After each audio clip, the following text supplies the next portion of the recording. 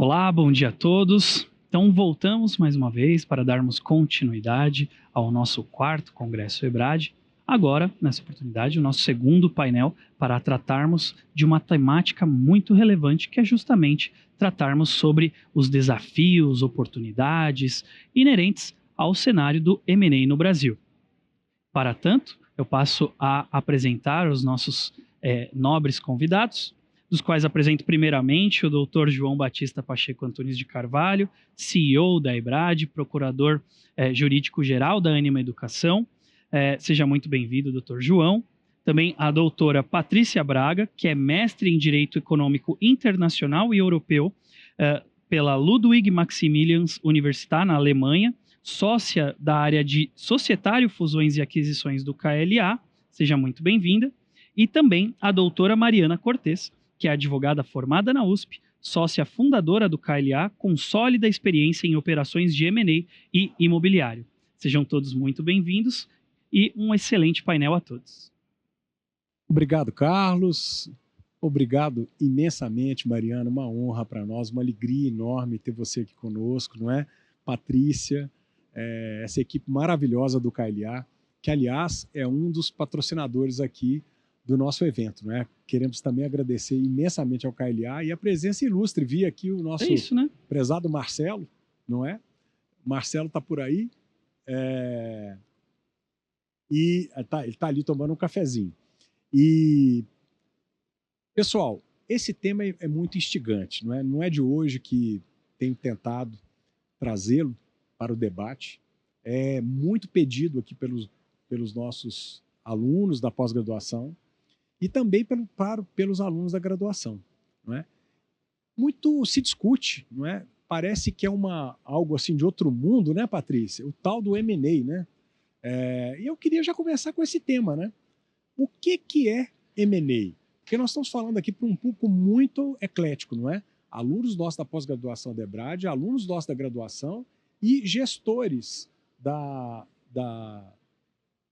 estão aqui presentes na feira, CEOs, CFOs, não é? Diretores jurídicos, enfim, pessoal da área de negócios também, não é, Patrícia? E que o M&A é, vamos dizer assim, atividade essencial, né, da área de negócio. O que é M&A, Mariana, afinal de contas? Oi, João, um prazer estar aqui. Obrigada pelo convite, uma honra para a gente falar com você. M&A é uma coisa muito simples, que tem esse nome chique, porque nos negócios a gente gosta de usar palavras em inglês. Então, M&A, na verdade, é Mergers and Acquisitions, que é compra e venda de empresas, a gente falar no português claro. Fusões e aquisições. Fusões e aquisições. Então, aonde você chega no M&A? As empresas vão fazer negócios, vão se juntar, vão crescer, vão comprar outras coisas, vão comprar outras empresas. E como é que a gente faz essa aquisição? No fundo, basicamente é isso. Você começa primeiro com as empresas olhando quem são, aonde você tem oportunidades de crescer, aonde você tem parceiros estratégicos ou parceiros de investimento. Definida a empresa, a gente vem para que nós, advogados, fazemos contratos que a gente chama de contratos preliminares, onde você tem as condições básicas de um negócio, o que é aquele negócio, e, no fim, é contrato como qualquer outro contrato que a gente vê no mundo jurídico. Se é um contrato de compra e venda de imóvel, é um negócio jurídico. Então, você vai ter as condições, preço, o que precisa entregar, o que precisa ser feito, obrigações de cada uma das partes.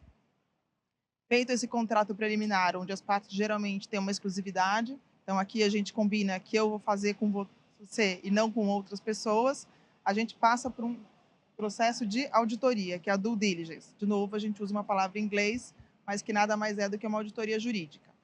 Nessa auditoria, cabe a nós, o corpo jurídico, analisar os problemas jurídicos que aquela empresa pode ter. Então, a gente vai olhar os principais contratos, as questões societárias, os processos judiciais das mais diversas áreas, e com isso, o que a gente leva? Os riscos que aquela empresa pode trazer para quem adquirir. No momento que você adquirir a empresa, todos aqueles problemas passam a ser seus. Então, é muito importante para o nosso cliente que ele saiba exatamente o que ele está comprando e como ele vai cuidar desses problemas no dia seguinte. Porque o trabalho não termina só na hora que você terminou a operação de M&A, você tem todo o pós, o pós-M&A, que você tem que cuidar dos problemas que muitas vezes são levantados na auditoria. O M&A, né, Mariana, né, Patrícia, é uma transação, não é? É uma transação, vamos dizer assim, uma atividade que, como todo e qualquer contrato, né, Patrícia, começa com o interesse das partes. Depois ali pode haver ou não uma formalização de uma carta de intenções ou uma proposta, não é? Essa proposta ela pode vir a ser vinculante ou não vinculante, não é?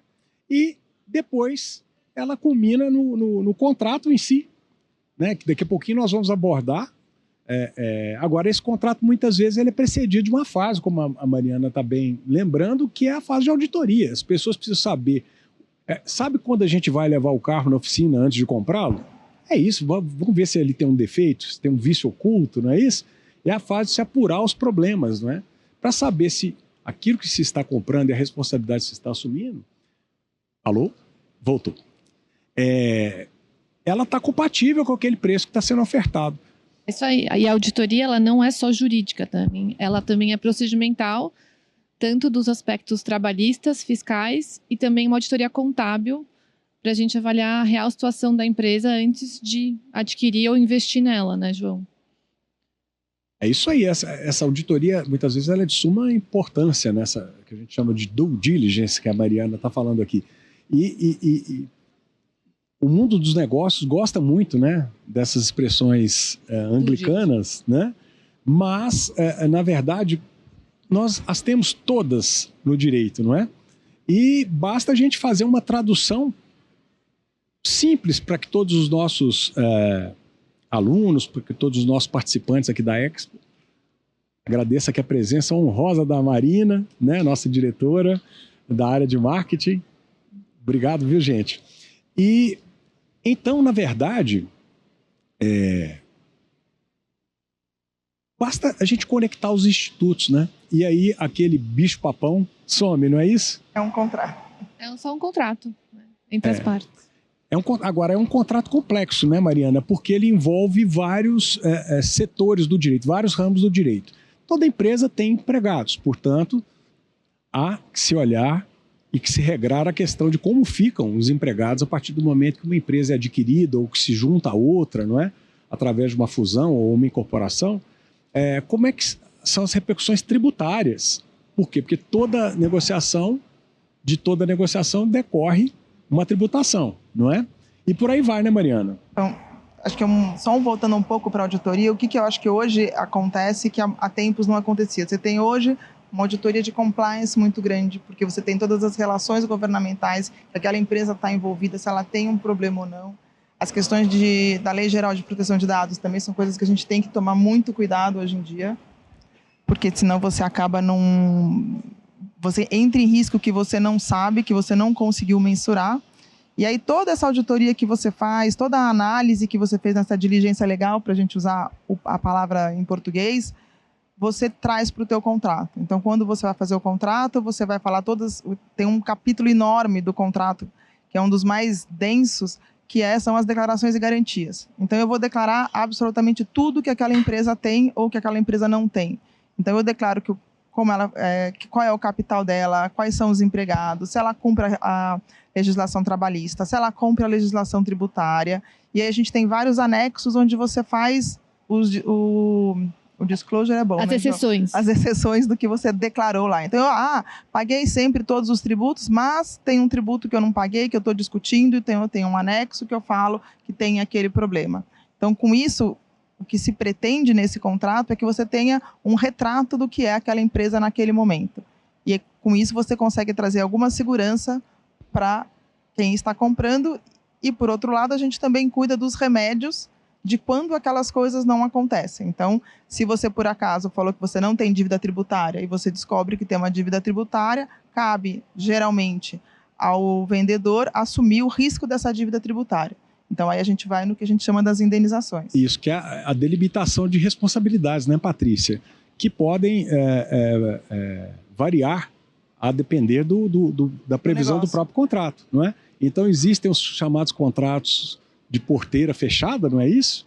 Como o próprio nome, né, já diz aí, vem da tradição lá de quem comprou uma fazenda, vem com tudo que está dentro, né, com os prós e contras. E tem aqueles que têm a delimitação de responsabilidades, não é? Ou seja, até a data que eu adquiri é do vendedor. Daqui para diante é minha, porque eu já sei, né, o que está acontecendo. Não é isso, Patrícia? É isso mesmo. Normalmente a gente estabelece um prazo máximo também, em que o vendedor se obriga a indenizar o comprador por eventuais contingências, contadas daquela data em que o negócio foi fechado. Essas responsabilidades, inclusive, elas envolvem não só questões já materializadas, né? Mas eventualmente contingências, porque existem ações, por exemplo, pretéritas. Ninguém sabe o desfecho daquela ação, se vai ser positivo ou negativo. Então, há que se prever, né, Patrícia? Com certeza. Essas contingências que não são materializadas, normalmente elas são identificadas nessa auditoria que eu tinha mencionado de procedimentos trabalhistas, onde você vê como que a empresa trata os empregados, se ela respeita as regras trabalhistas, etc. E também a auditoria de procedimentos fiscais, para ver se ela cumpre com a legislação, paga os impostos devidamente e quais são os potenciais passivos trabalhistas e fiscais quando você analisa as práticas da companhia.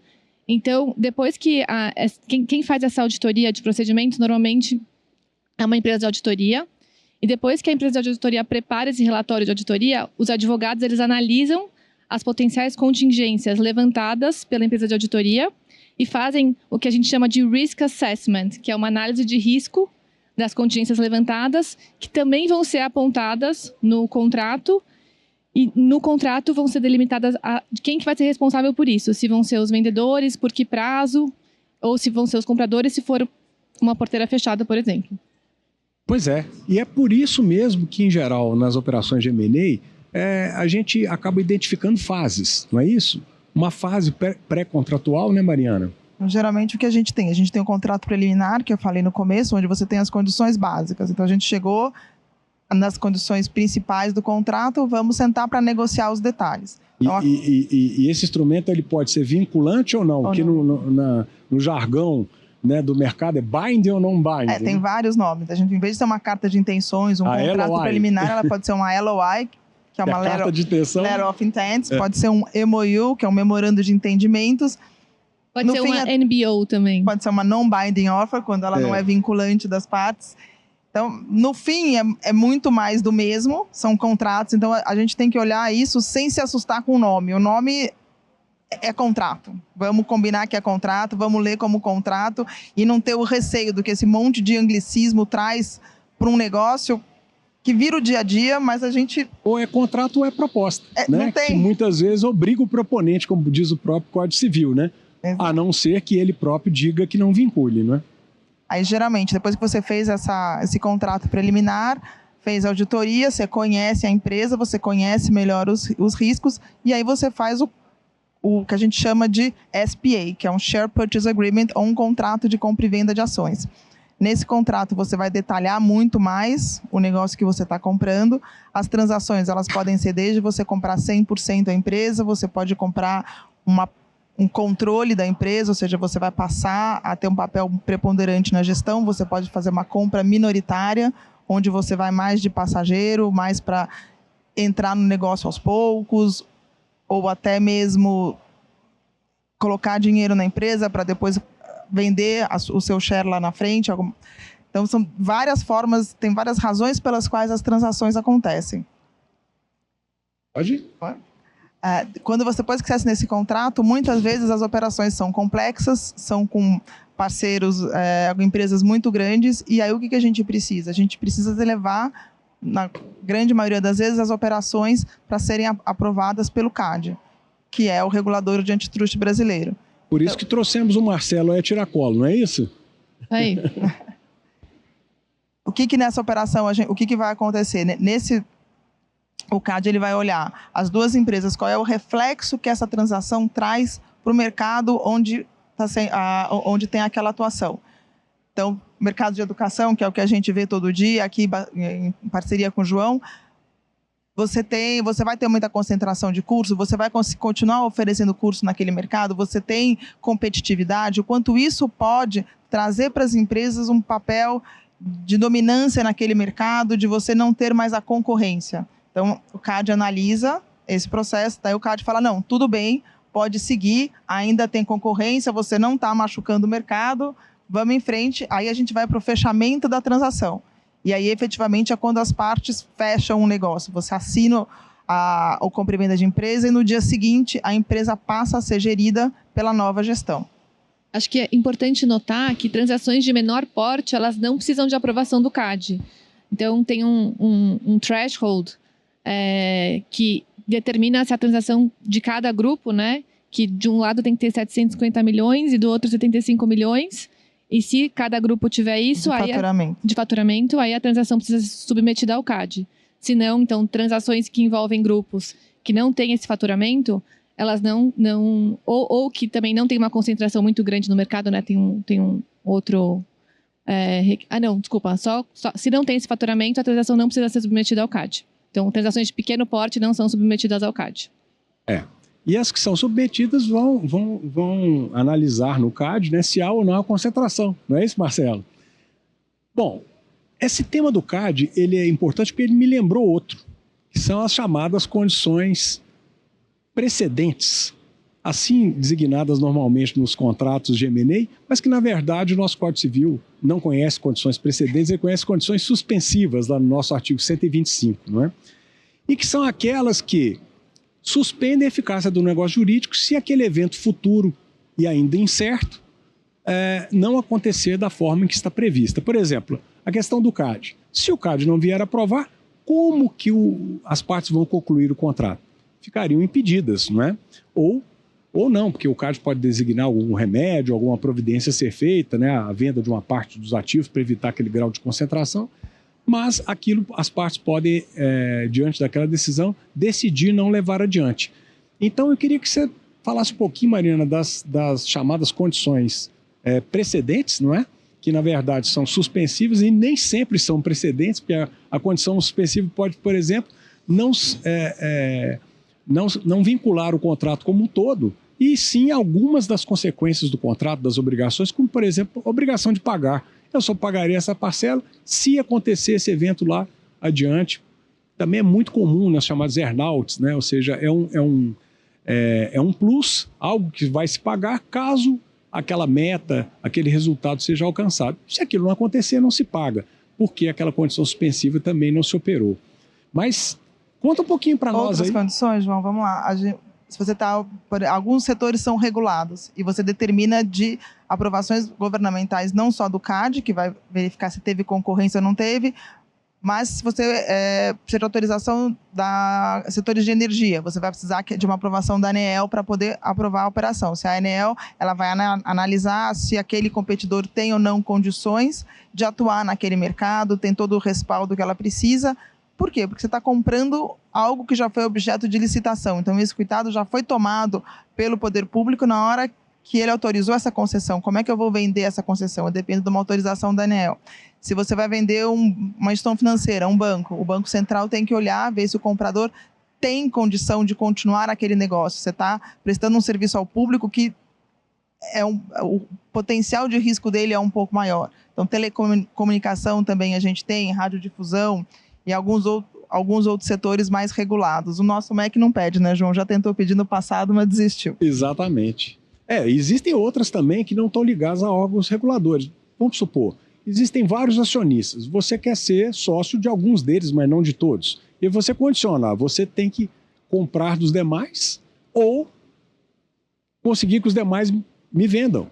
Ou você vai tirar um imóvel, né? Você vai tirar um imóvel. Uma sociedade tem um imóvel. Não, um imóvel eu não quero comprar. Então, tudo bem, eu faço uma cisão, que eu tiro esse imóvel da sociedade, eu vou comprar uma sociedade sem aquele imóvel. Muitas vezes você vai comprar uma sociedade que tem vários negócios e você está interessado só numa unidade de negócios. Aí você tem que fazer a segregação dessas unidades de negócios. E várias outras, né, João? Acho que a gente vai... São apenas exemplos, mas... Às vezes o acionista que vai vender, ele está numa holding, aí ele quer vender na pessoa física. Então, você precisa fazer, de repente, uma redução de capital para ele descer para operacional, para você conseguir comprar a operacional da pessoa física. Isso por razões tributárias. Normalmente é mais vantajoso ele vender na pessoa física e não na pessoa jurídica. E isso dá a dimensão, né, pessoal? de que o contrato de M&A não é tão bicho-papão assim, mas que ele é realmente complexo. Não complexo no sentido de ser difícil, mas é que ele trata de dimensões várias. Nós já falamos aqui, portanto, de direito societário, especialmente, né, a área ligada à lei de SA em geral, não é? Já falamos de direito civil, porque condições, contratos e regras em geral, todas se aplicam aos contratos de M&A. Vamos ter que falar de direito tributário, porque toda relação trabalhista herdada, não é? Pelo nosso direito pátrio, pelo artigo 2º, 3º e 468, 10º e 468 da CLT, são legadas àquele adquirente que passa a ser responsável, não é? E vamos ter que tratar de direito tributário, todas essas repercussões, retenção de imposto na fonte, né? Lucro gerado na operação que vai incidir, né, provavelmente, imposto de renda, não é? Uma das coisas que a gente fala bastante no escritório é que você não tem como ser um sócio da área de M&A e não entender um pouquinho de todas as áreas. Porque você vai, conforme a transação acontece, você tem que ter a percepção, assim, aqui eu tenho um potencial risco tributário. Então, você tem que ir lá chamar o sócio do tributário e falar, me ajuda aqui. Eu acho que isso aqui está errado. Está errado, está errado. Como é que eu consigo fazer melhor? Isso aqui eu acho que a tributação não está funcionando, vamos desenvolver alguma coisa que possa melhorar.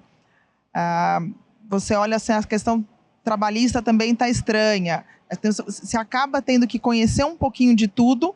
Então, por mais que o direito societário você faça muito negócio e você está sempre o teu cliente preocupado com o negócio, se a coisa faz sentido, você tem que entender o negócio que você está fazendo, quais são os riscos daquele negócio. Então, se você não conhece a indústria que você está atuando, você perde muito no quão bom trabalho você vai entregar para o seu cliente, porque se você não entender como o mercado de educação funciona, o meu contrato não vai ser bom. Então, quais são as idiosincrasias, né, João, no fim, que a gente tem que olhar para conseguir fazer um bom contrato, endereçar os principais pontos e saber a hora que você tem que chamar quem realmente entende daquele tema para te ajudar, até para pegar uma cláusula do contrato e falar, olha, isso aqui está muito específico, eu preciso que você me ajude, que o meu conhecimento geral e o meu conhecimento de direito civil, de societário, que é onde a gente mais atua, não está chegando lá. Tem muito detalhe aqui, me ajuda. E acho que a gente tem que ter um pouco da humildade de saber pedir ajuda e trazer a equipe que precisa, porque não é um setor societário. Então, o M&A sempre vai estar dentro do societário no escritório, mas é uma operação que ela é multidisciplinar. Não tem como fazer sem... É exatamente isso, inclusive, especialmente a parceria, né? O KLA, que está com a gente em quase todas as nossas operações de M&A, da Anima Educação, não é?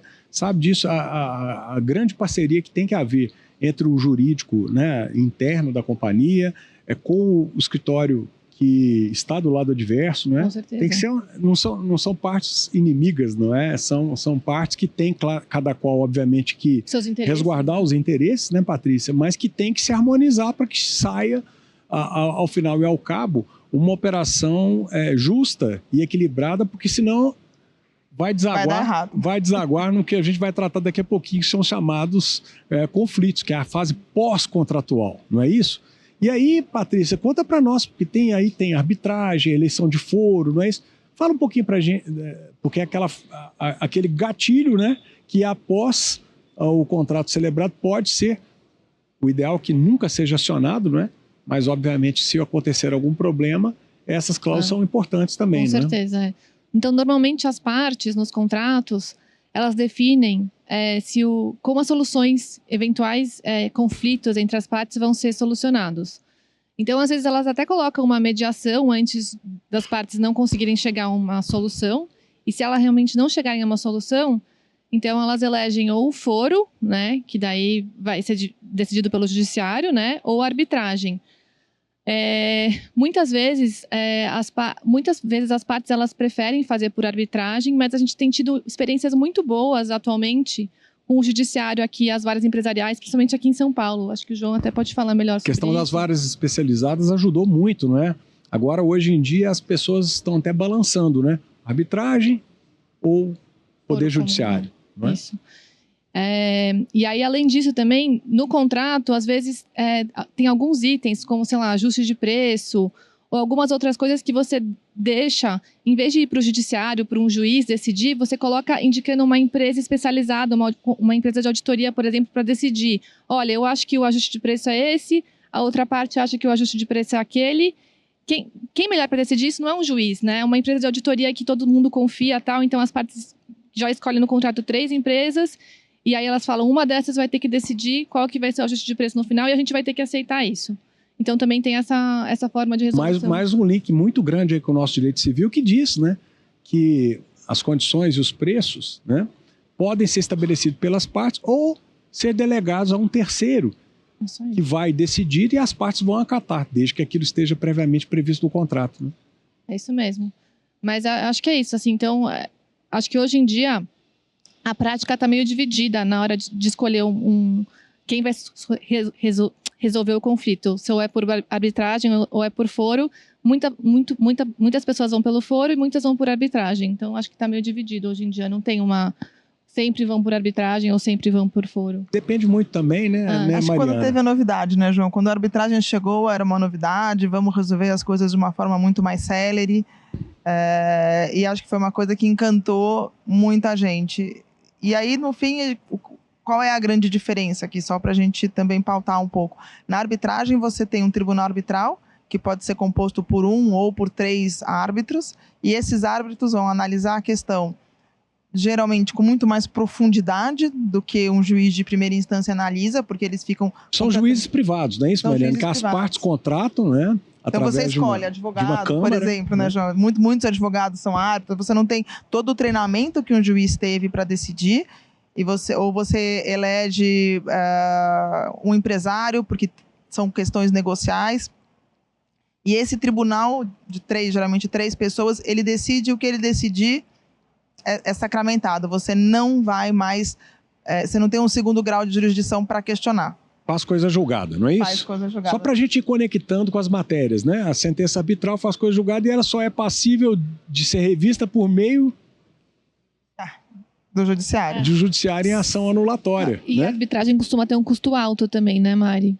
Ela é bem mais cara, deveria ser mais célere. Hoje em dia a gente demora uns 2, 3 anos, né, João? Infelizmente não são os 6 meses que a gente visualizou no começo, mas para você anular uma decisão arbitral é difícil, né, João? Difícil. Você tem que ser uma ação anulatória, você tem que ter vícios muito grandes, ou na formação do painel, ou na escolha dos árbitros, mas é um desafio. É uma coisa julgada, é o desafio de se rescindir uma coisa julgada. Quase uma ação rescisória, né? Por outro lado, no judiciário, em São Paulo, hoje você tem as varas especializadas, então você já tem decisões melhores. Há muitos anos atrás, você tinha um juiz que decidia sobre o contrato de locação do imóvel, também ia decidir sobre o M&A, e sendo uma operação complexa, tem muita coisa envolvida, que muitas vezes aquele juiz não tinha experiência para aquilo, então a gente tinha decisões simples, digamos assim, não erradas, mas simples, ou que não conseguia ver o tamanho do problema que estava envolvido, e aí você acaba também tendo os 10 anos que a gente demorava para até ter uma decisão, fazer coisa julgada, uma decisão final transitada em julgado, e isso trazia uma insegurança muito grande. Acho que hoje a gente tem muitos casos em arbitragem, muitas pessoas continuam preferindo a arbitragem, mas essa questão de você não poder mais ter a sua sentença revisada já doeu em muita gente. Então, muita gente falou, não, eu acho que eu prefiro voltar para o judiciário agora com varas especializadas e ter uma segurança jurídica maior, eu poder questionar, mais alguém poder revisitar aquele problema, ver se ele realmente está certo, está errado. Então, realmente é uma bola dividida. Acho que a gente tem... Eu acho que quem escolhe a arbitragem, às vezes, é alguns clientes estrangeiros que, por política interna lá da matriz deles, eles decidem que todos os contratos deles vão ser resolvidos por arbitragem. Então tem essa questão também de, às vezes, ser uma política interna da própria companhia que tudo seja por arbitragem. Então tem também... E tem a vantagem também, a arbitragem, de muitas vezes ela transcorrer em sigilo, não é? Porque muitas vezes, pessoal, uma das coisas que pode matar a empresa é o conflito, não é? Se aquilo ali expuser a reputação, né, a credibilidade dos sócios, né, aquilo pode ser danoso a companhia, né? Então, eu acho que essa questão do sigilo é uma vantagem, vamos dizer assim, Com né? certeza, João. E esse sigilo traz um outro desafio na auditoria, porque muitas vezes quando você faz auditoria, se você tem uma arbitragem sobre sigilo, você não deveria divulgar aquela auditoria, a arbitragem na auditoria. Então a gente faz perguntas específicas. Então muitas vezes você fala assim, tem arbitragem? Eu preciso saber se tem. Não tem, mas eu não posso falar. E aí você acaba criando um time específico para analisar aquilo. Então, é um cuidado novo que traz na auditoria também. É o chamado Clean Team, não é Clean isso? Team, eu ia falar de Clean Team, mas era mais uma palavra em inglês, João. Não, mas eu acho que o nosso papel aqui é justamente... Só você dá uma ajudinha, porque caiu o radinho aqui eu acho que um dos nossos papéis principais é justamente fazer essa tradução, né? Porque às vezes esses nomes, né? Essas expressões, elas afastam o advogado, afastam o próprio juiz, né? Afastam até as partes de tentar compreender um pouquinho melhor. Na verdade, é um negócio jurídico. Como todo negócio jurídico, tem que ter partes capazes, forma prescrita ou não defesa em lei e objeto lícito, não é isso? Então, o contrato vai ter o quê? O nome das partes. O objeto, ou seja, do que se trata, porque pode ser uma aquisição, como a Mariana bem colocou, não é uma aquisição de participações societárias, muitas vezes nem precisa ser ações, pode ser uma empresa limitada, por exemplo, né? Pode ser uma troca de ações. Quando é que isso acontece? Uma operação de incorporação de ações, por exemplo, né? Não, agora o João já sofisticou o máximo aqui a operação. Quando você faz uma operação de incorporação de ações, muitas vezes o vendedor da empresa que a gente chama da empresa-alvo, ele não quer sair do negócio, ele não quer ter liquidez, ele quer continuar sócio do negócio, mas fazer parte de um grupo maior. Então, o que ele recebe? Ele recebe ações da empresa que está comprando ele. Então, o que você tem? Você tem uma troca de ações. Então, eu tinha ações da empresa investida, digamos assim, e eu recebo ações da empresa investidora. Como eu faço isso? Tem algumas formas aí no direito societário de fazer. A gente pode tanto fazer uma incorporação, por simples, quando a empresa investida, ela entra dentro da empresa investidora. Então some o CNPJ, a pessoa acaba. Acaba. Você tem um CNPJ só e todas as operações sobem para a empresa-mãe, que a gente chama. Ou você pode ter uma incorporação de ações, onde você mantém os dois CNPJs, mas você tem essa relação de troca, onde você avalia a empresa investida, a empresa investidora, e você recebe ações da empresa investidora. A incorporação de ações ela é muito utilizada em operações de companhias abertas, que já estão listadas no mercado de capitais, porque você tem a previsão de poder fazer uma emissão de ações da empresa investidora, companhia aberta, sem dar direito de preferência para os demais acionistas daquela companhia aberta de comprarem as ações. Além da vantagem, né, Mariana, de que aquele parceiro que detinha ações na empresa filha, na empresa de baixo, passa a ter ações de uma empresa com capital aberto de livre negociação. Ele passa a ter liquidez, não é isso? E muitas vezes você quer manter os CNPJ separados, ou porque as operações são divergentes, são diferentes, ou porque você tem licenças específicas que você quer manter. Você fazer uma incorporação, para quem já fez dentro de casa, né, já é um trabalho tremendo. Você tem que regularizar todas as licenças, mudou o CNPJ, mudaram os contratos, mudaram as partes. Então Às vezes dá blackout também, porque você não tem a licença ainda que você precisaria ter. Então, você pode ter uma descontinuidade daquela operação quando você faz essa incorporação da empresa. Numa incorporação de ações, isso não acontece, porque as duas pessoas jurídicas elas continuam com todos os seus direitos e obrigações preservados, licenças e operações. E a outra vantagem, pessoal, é que na incorporação de ações, onde subsistem as duas pessoas jurídicas, se pode ter uma governança própria para aquela empresa, né, de baixo, diferente da empresa de cima, porque muitas vezes o foco é diverso, né? Às vezes é uma holding em cima, cuja atividade não é tocar a operação do dia a dia, que requer pessoas especializadas naquela matéria, né, Patrícia? Com certeza. E aí, nessa holding, vai ser feito o acordo de acionistas, né? Que vai regular a relação entre os acionistas da empresa. Então, isso quando no M&A, quando você adquire só uma parte da empresa, junto com o contrato de compra e venda, você acaba assinando também um acordo de acionistas que vai regular isso, a relação de um sócio, de um acionista com outro, né? Então, tem as regras de governança, as regras De voto. de voto, regras também, às vezes, de direito de preferência, né? Se caso for admitido um novo acionista, se eu vou ter preferência ou não para... Se eu quiser vender minha ação para um terceiro, se o outro acionista pode comprar a ação nos mesmos termos e condições. O chamado tag-along, que é o direito de venda conjunta. Ou seja, se eu tenho um acionista majoritário, se os acionistas minoritários vão ter o direito de vender conjuntamente, ele decide vender para um terceiro. Se os demais acionistas, que são pequenos, eu não quero ficar com esse terceiro aqui, eu nem conheço ele, eu quero ter o direito de vender nas mesmas condições que você está vendendo para esse terceiro. Esse direito ele é chamado de tag-along, ou em português, direito de venda conjunta. Por outro lado, o acionista majoritário também, se ele quiser vender por um terceiro e o terceiro não quer ficar com os acionistas minoritários no negócio, ele também, normalmente, ele exige que seja incluído no acordo de acionistas um direito dele poder dragar, que é o direito de drag along os demais acionistas, ou seja, uma obrigação de venda conjunta. Então, se eu decido que os demais acionistas vão ter que sair junto comigo pelos mesmos termos e condições. E aí, nesse caso, às vezes, esse acionista majoritário, os minoritários, exigem que tenha um preço mínimo para eles não terem que vender por um preço que eles entendem que não é aceitável para eles, para sair da operação. Ou seja, também, gente, a questão é muito simples, né? Parece tudo muito complexo, mas é o seguinte, olha, imagine que amanhã esse negócio dá certo, passa a valer muito mais e você quer vender para um terceiro.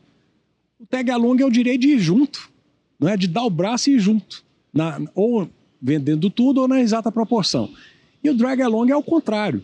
O comprador, em geral, quer comprar, mas quer comprar tudo. Como eu faço com o minoritário? Aí eu já combino com ele, olha, nessa hipótese eu vou te pagar um preço mínimo de X, mas eu vou levar essas ações comigo. Eu vou comprar de você antes de vender para ele, não é? Ou forçá-lo a vender junto. Então, são questões que às vezes parecem assim, extremamente, vamos dizer assim, complexas, difíceis, ininteligíveis, mas são até de certa forma simples, né? É simples. Depois que você entende, é simples. Acho que tudo a gente tem que aprender o racional do negócio que você está fazendo. Na hora que você entende como funciona, é organizar. Acho que você tem que ter, no fim, um contrato bem organizado, claro. Minha primeira chefe na vida falava que você tem que ter um contrato que uma criança de 10 anos consiga ler e entender o que está acontecendo. Então, acho que a gente sempre procura essa simplicidade ao escrever, né, João?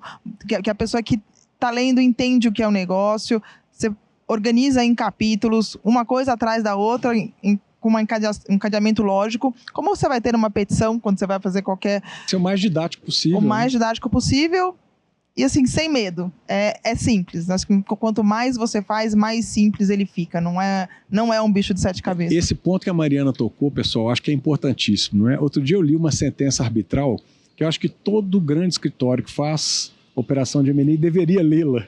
Depois, como ela é sigilosa, tem que pensar como fazer sem revelar, não é? Os dados. Porque, vejam bem, o que diz essa sentença arbitral? Ela diz o seguinte, que às vezes se quer fazer um contrato tão complexo, tão intrincado, remetendo uma cláusula a outra, que vai para outra, é uma colcha de retalhos. A pessoa precisa montar, é um quebra-cabeça que você precisa ir montando aquelas pecinhas para poder enxergar, não é? E as pessoas se esquecem que quem vai decidir a respeito daquele eventual conflito não é quem escreveu. Quem vai decidir é um terceiro. E esse terceiro tem que compreender de forma bem clara, direta e objetiva aquilo que foi combinado. Porque muitas vezes as cláusulas entram em conflitos, né? Em conflito. Muitas vezes você escreve a cláusula e fala, nossa, tá super claro. Aí vai o advogado do outro lado e escreve totalmente diferente. Você fala, não, mas minha cláusula estava melhor. Ele fala, mas eu não entendi direito. Então, se alguém não entendeu direito, tá ruim, gente. Vamos deixar o ego de lado, vamos escrever de novo, porque todo mundo tem que conseguir entender o que está escrito. Pode ser qualquer pessoa, não precisa ser letrado, né? Já não precisa ser um advogado de M&A. Aquela palavra tá estranha, vamos achar uma palavra que faça sentido. Acho que a gente tem que tirar um pouco o ego. Acho que advogado tem ego, tem essa coisa, não, mas o meu contrato é lindo. Ele pode ser lindo. Se ninguém entender, não adianta nada, você não consegue fazer nada com ele, você vai trazer um problema. Uma coisa que a gente sempre briga quando você faz uma transação, você passou... E as transações de M&A, elas são árduas porque essas negociações duram muito tempo. E muito tempo são muitas horas numa sala de reunião, você fazendo aquela redação da cláusula com 15 pessoas dando palpite, põe essa palavra, põe aquela, você tentando concentrar, fala, não, vamos aqui que tem uma linha lógica para você aceitar até onde vai. Aí o negócio dá errado, vem o seu sócio da área do contencioso, olha para você e fala, nossa, como é que você escreveu essa cláusula assim? Pega a minha primeira cláusula, não estava assim. Isso foi o melhor que eu consegui naquela negociação.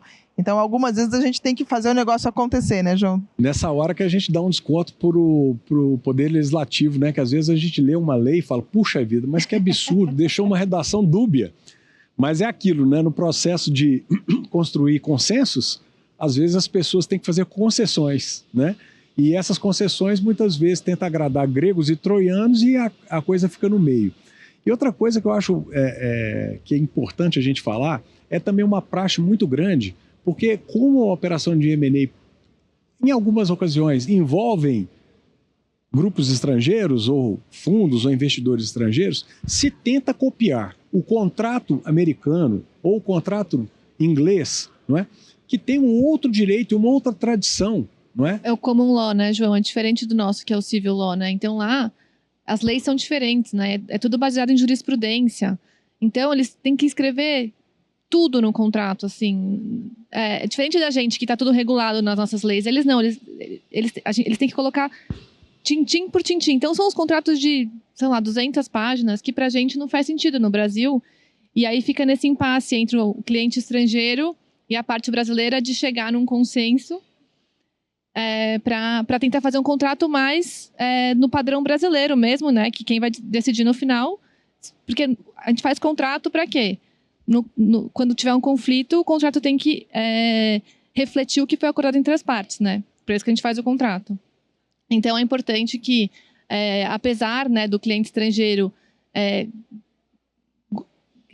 solicitar, né, que seja incluído toda essa redação, né, que é importada do direito anglo-saxônico e do direito americano, é importante a gente analisar com calma e ver o que realmente precisa estar no contrato para depois não dar confusão na hora da briga. O direito americano chega a ser tal ponto detalhista, porque ele é consuetudinário, né, e calcado muito nos precedentes, né, na jurisprudência, que as partes chegam ao cúmulo. Outro dia nós caímos na gargalhada juntos aqui, estávamos numa operação dessa. Estatuto social significa o estatuto social da companhia. Então imaginem só, e aí cria um contrato de 300 páginas. Quem acha a nossa Constituição grande e complexa é porque não lê um contrato desse, né? E depois ninguém consegue sequer achar onde é que está previsto isso ou aquilo. Porque você explica cada uma das palavras, cada um dos conceitos. Então o negócio é bananã. Tem um glossário, gente, tem um glossário. Tem um glossário. E algumas coisas óbvias. Assim, você tem de 20 páginas. Lei das SAs, a Lei 6.404/76, conforme alterada. Que no nosso ordenamento jurídico, se a lei foi alterada, ela vigora como ela está vigente. Não, lá você precisa dizer, senão vão achar que é a lei lá de trás, né? Então, assim, Então é por isso que muitas vezes quem lê um contrato de M&A quer lidar com a área e começa a ler e fala, mas isso aqui é algo de tal complexidade, tal dificuldade que eu não me aventuro nisso. Mas não, podem ler porque enfim... Extrai pouca coisa, né? Extrai pouca coisa. A gente pode jogar fora. E a maioria prejudica, né, ao invés de ajudar. Então, eu gosto sempre de agir dessa forma, pelo menos deixar um núcleo central bem inteligível, e se às vezes tem que agradar a redação de fulano ou beltrano, joga aquela coisa para o anexo, né? Procedimento de indenização, por exemplo, às vezes gasta 10 páginas para falar como é que a pessoa tem que agir para poder postular uma indenização, né? E ninguém dá conta de ler aquilo. Imaginem, se as partes não dão conta de ler, imagine o juiz, né? E aquilo só vai prejudicar depois a compreensão, né?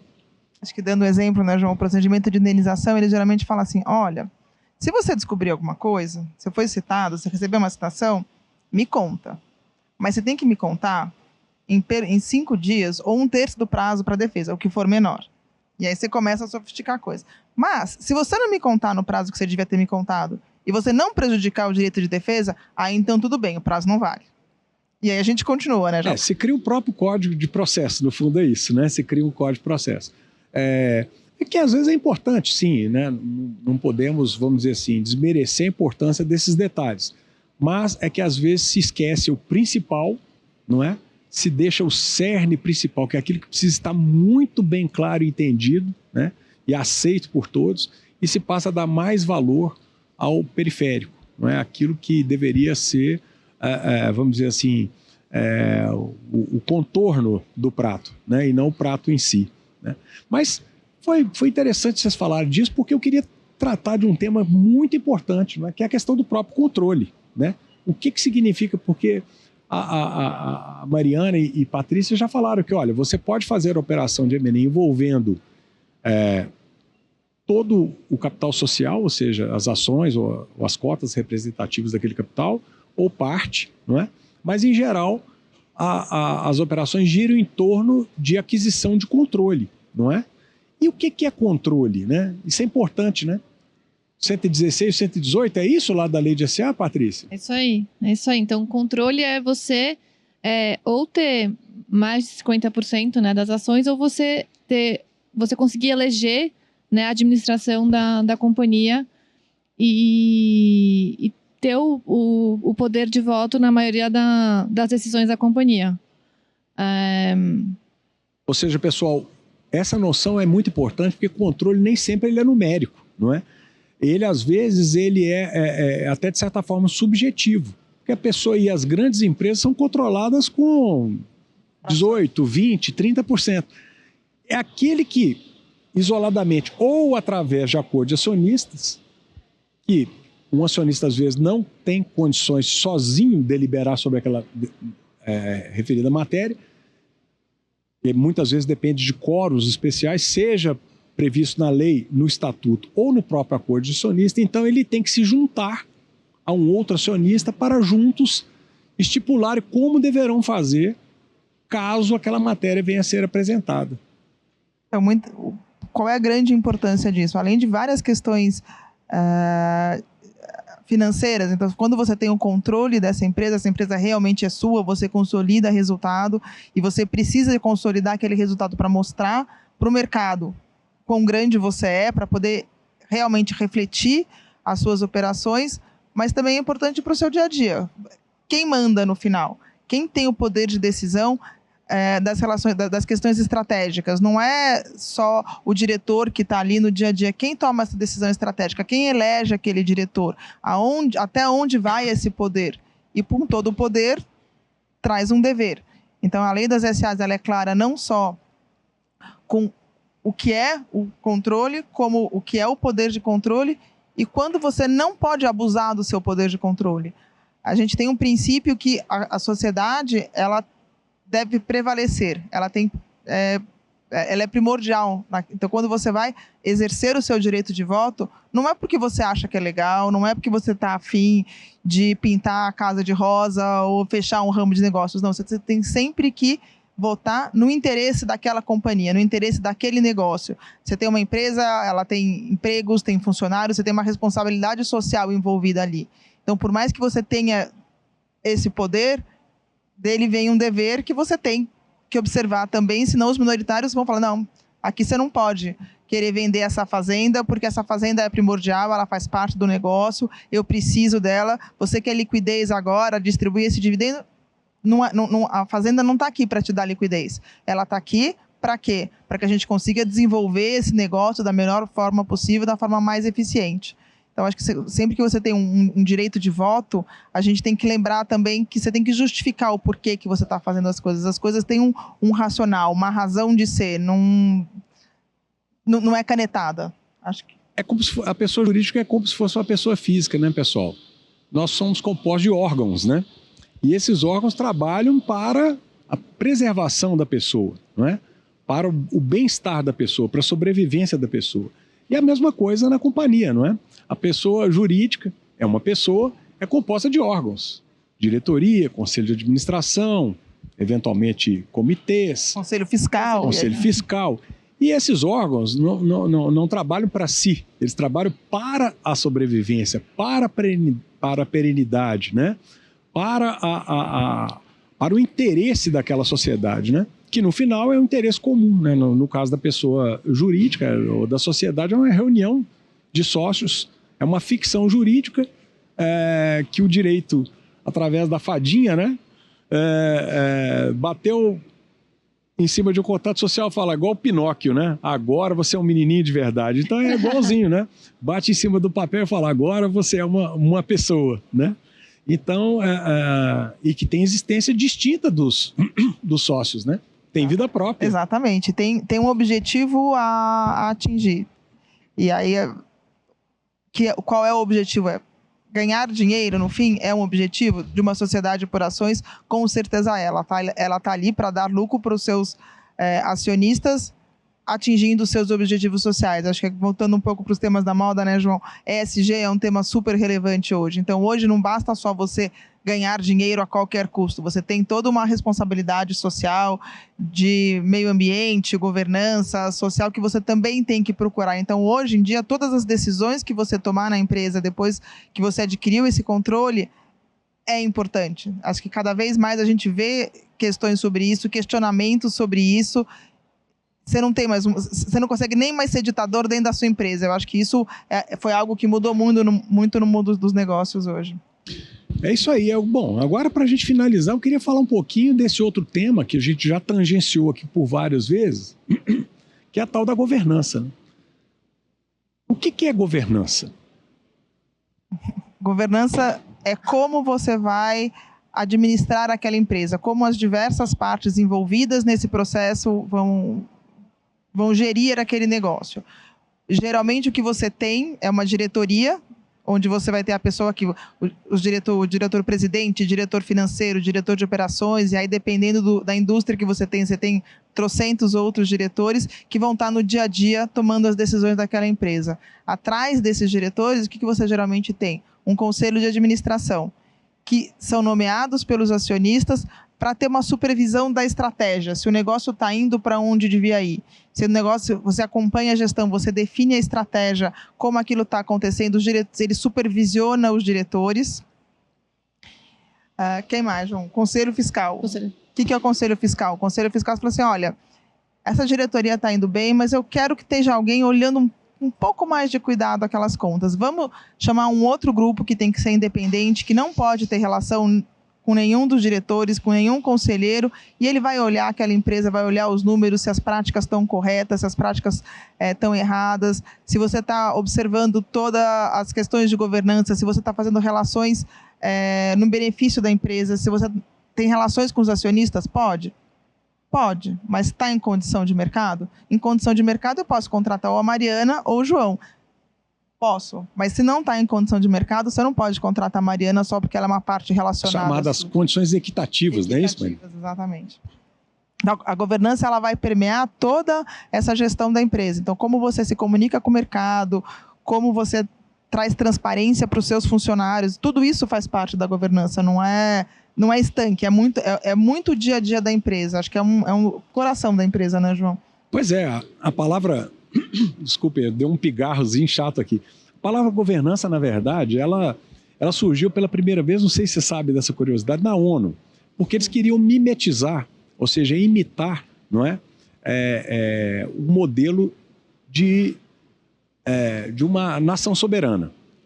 A ONU não é um Estado, não é? Mas queriam mimetizar.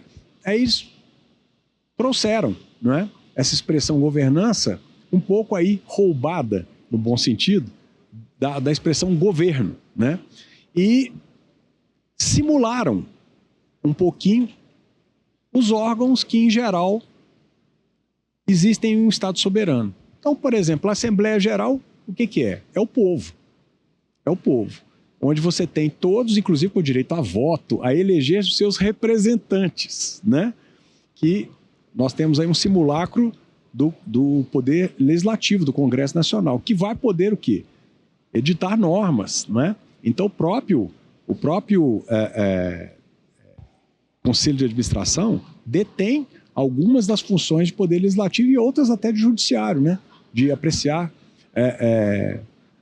atos praticados pelos diretores. Então, veja bem, o diretor é o Poder Executivo, né? É aquele que vai executar aquilo que já está previsto na lei, no estatuto e nas deliberações do próprio Conselho de Administração, a quem incumbe traçar as diretrizes gerais, né, as estratégias, como a Mariana bem frisou, da própria companhia.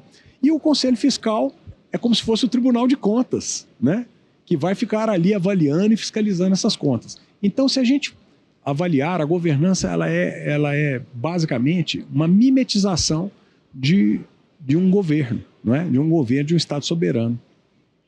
E aí, Patrícia, o que você tem a dizer sobre a questão da governança? Porque ela é interessante, ela é coligada, como a Patrícia já falou, com o controle. Ou seja, o controlador é aquele que tem o poder de eleger a maioria, não é? Lembra quando falam, não, o poder executivo está em xeque porque ele não tem a maioria do Congresso Nacional? É isso, porque na hora H a coisa vai para o voto. E vence quem tiver a maior... Eu acho que as regras de governança, elas precisam estar muito bem estabelecidas no acordo de acionistas ou no acordo de sócios da companhia, e bem delimitadas também, o que tem que ser resolvido pela Assembleia, o que tem que ser resolvido pelo Conselho, o que é de competência da diretoria também.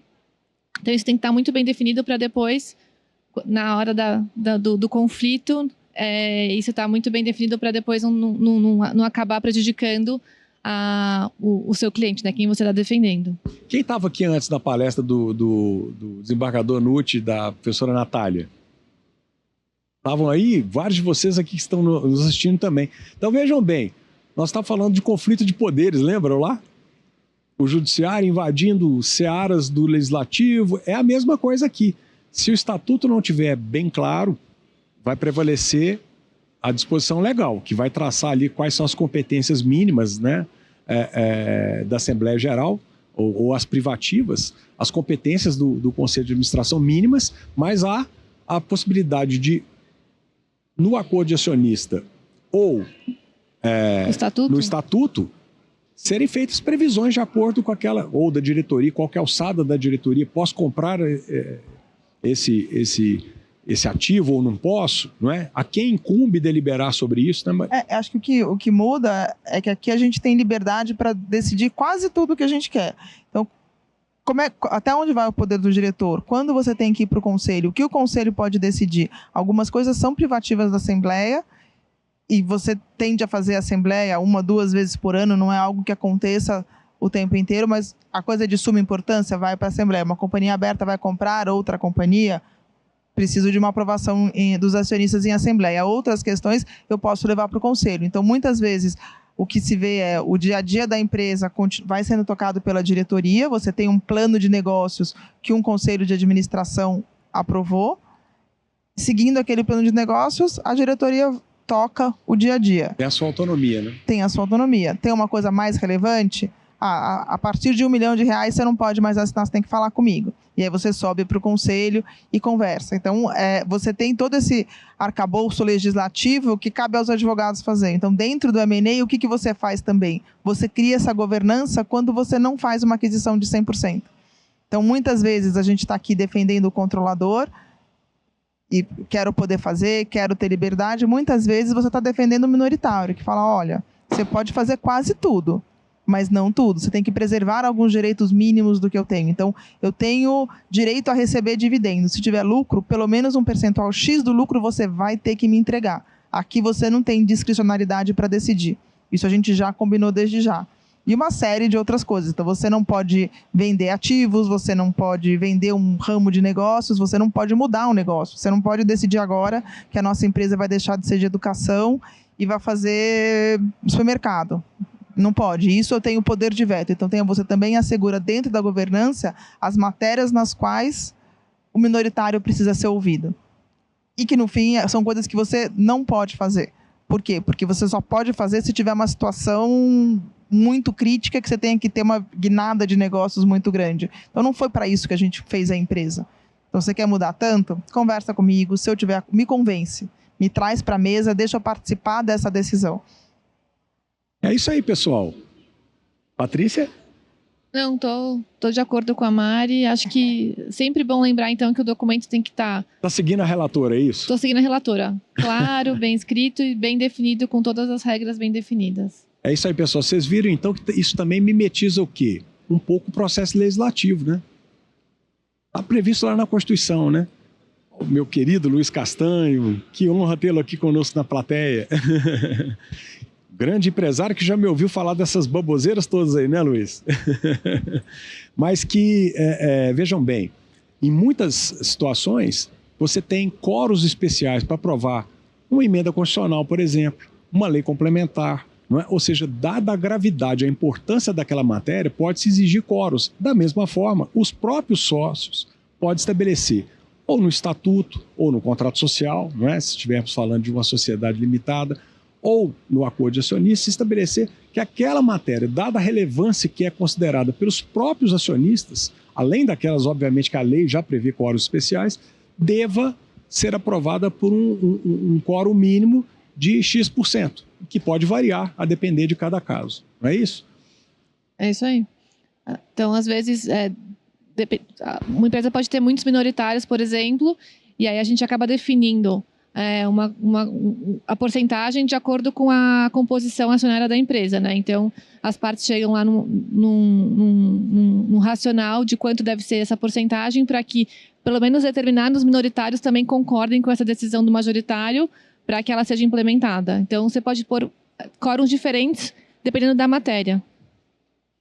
Muito assunto, né, João? É muito assunto. No fundo, a gente vai falando de M&A, a gente vai puxando uma coisa atrás da outra. E, assim, não é só societário. O que eu acho que é interessante é isso. Assim, é multidisciplinar, multidisciplinar, e é muito interessante. Cada transação que você faz, ela é diferente. Que eu acho que é uma coisa super desafiadora também, né, João? Cada contraparte que você negocia, você tem que aprender uma linguagem diferente, você tem que aprender a falar de uma forma diferente para você conseguir chegar nesse consenso que é fechar o negócio. Acho que diferente de um processo, a gente tem um fim muito curto. Você tem um objetivo que você vai atingir em 2, 3 meses, 1 ano no máximo, mas você tem um objetivo ali e você não está delegando para ninguém a decisão de tudo aquilo. É o seu cliente, você assessorando o seu cliente e saber... É muito difícil saber o momento que você fala assim, olha, daqui, se eu fosse você, eu não seguiria. Porque você está assumindo riscos que estão grandes demais. Você está comprando a empresa, mas você não tem poder de controle nenhum. Então, toda essa assessoria que a gente faz, e que acho que é muito interessante, onde você traz o mundo dos negócios, sabendo como vai ser depois a vida daquela empresa, o que tem que acontecer ou não. Não é, assim, é um simples contrato, mas tudo que ele traz é muita coisa, né, João? É isso aí, pessoal. É um mundo fascinante. Tivemos aqui 1 hora. Eu sei que é um tempo mínimo, exíguo demais, né, Luiz, para tratarmos de temas tão complicados e áridos muitas vezes, mas é um mundo fascinante. Eu confesso a vocês que participar, desde ali, né, da confecção dos contratos ou das propostas, e depois ver aquilo se concretizar, se materializar, florescer, a ponto de ver os frutos, né, nascerem, é uma situação... muito... Quando a gente vê todas as IES que estão ali, do lado, a gente vê o quanto a gente consegue contribuir para alguma coisa. Isso é muito... Para o crescimento do grupo, né? É isso aí. É uma realização muito grande. Não só da Ânima, mas de todas as companhias e bons negócios do Brasil. Bom, meus amigos, eu queria agradecer imensamente, Mariana, a sua presença, né? Honrosa presença, Mariana, Obrigada, Patrícia. João, um prazer, como sempre. Deram aqui para nós uma aula, né, de M&A, um apanhado geral, de forma que a gente pudesse traduzir, né, para todos que se interessam pelo tema, né, esse tema que às vezes ele é vamos dizer assim, complexo. Parece ser complexo, né, João? Que fazem parecer ser complexo, mas eu acho que o nosso objetivo é tentar traduzir isso aqui, não é? Mostrar que não é nada tão difícil, embora os temas sejam realmente importantes, isso sim, não é? E que estão absolutamente, completamente conectados com o nosso Código Civil, com a nossa lei de SA, não é? Com a nossa CLT, com o nosso Código Tributário Nacional, enfim, é só a gente aplicar aqueles princípios que todos nós aprendemos em cada um desses ramos que mencionamos. Então, pessoal, como o tempo urge, eu queria mais uma vez, Mariana, obrigada, João, foi um agradecer. Prazer, um privilégio para a gente estar aqui. Muito obrigado. Obrigada, João. Obrigado, Patrícia. Obrigada mesmo. E Mila, que horário voltamos? Carlos está por aí? Voltamos às 15 horas, contamos com vocês. Um forte abraço, até a próxima.